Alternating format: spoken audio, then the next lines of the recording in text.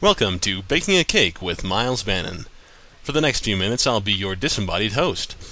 We'll be going through the process of baking a cake from start to finish. Let's begin, shall we? I've divided the process of baking our cake into 3 distinct portions. First, we'll prepare for the baking. Next, we'll bake. And finally, we will go through the post-bake procedures. We'll need a few basic items before we begin. These can be purchased at your local grocery store. When you walk in, you'll need to discern which aisle the necessary supplies are located in. Once this is completed, decide which brand and flavor of cake and frosting you'll need. For this video, I have chosen a Betty Crocker triple chocolate fudge cake and Betty Crocker milk chocolate frosting. I'll assume you have water, vegetable oil, and eggs available beforehand. With the purchasing complete, bring your goods home and admire them for a moment. Soon, you'll be turning these items into a delicious cake. After this, we'll need to draw some dishwater. Fill the sink with hot water and add dish soap. After dousing a rag in this water, wipe down the entire counter. This will ensure a clean working space. The major piece of equipment required for this project is a mixer. I've employed a mechanical mixer, although a bowl and fork would work just as well. Once you have this out and ready, we're all set to begin baking. Now, before we do anything, let's take a look at the directions. This will keep us on the path to success. As the oven will need some time to heat up, go ahead and set it to 350 degrees after viewing the directions.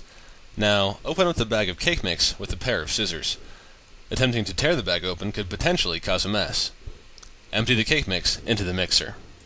Next, measure out 1 1/3 cups of water. Make sure the measurement is precise.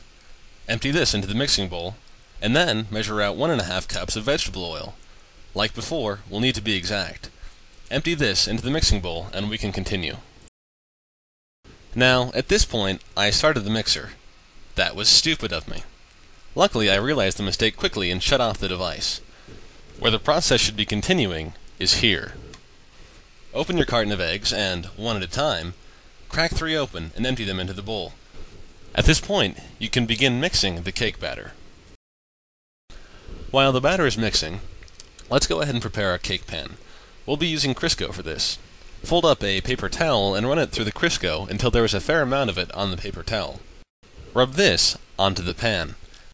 Keep going until you have a fairly even coating across the entire cake pan. Getting back to the batter, it should be smooth like this. There should be very few chunks like the ones in this picture. If the batter is ready, begin pouring it into the cake pan. Make sure to distribute it evenly. Once you empty most of it, you'll have to get a rubber spatula and scrape what's left into the pan. This cake is ready for the oven. Assuming the oven is at the correct temperature, go ahead and slide the cake pan into the oven.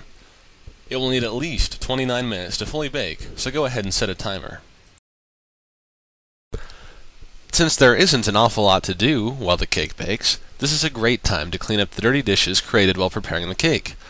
Start off by rinsing the batter from your utensils and the bowl. Next, scrub all the items vigorously with a dish rag.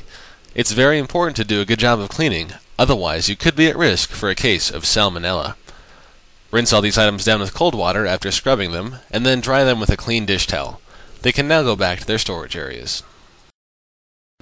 With plenty of time left, go ahead and take a break.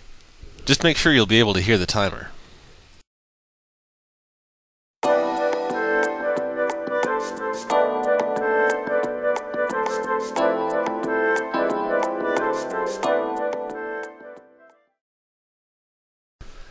After the timer has sounded its alarm, get a toothpick and stick it into the middle of the cake.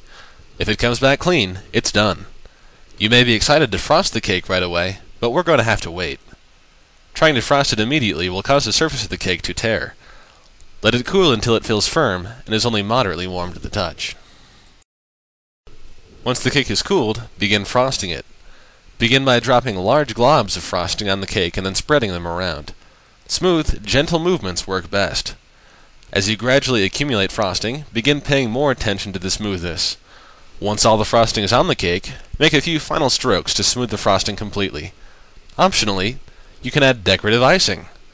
It adds to the festivity of the cake, but is difficult to do well. Well, we've worked through the complete process of baking a cake. It may seem like many steps, but really it's quite simple. Just follow the included directions and it's hard to make a misstep. Armed with this knowledge, you'll be able to produce many cakes of your own in the future. Thanks for watching. This has been Baking a Cake with Miles Bannon.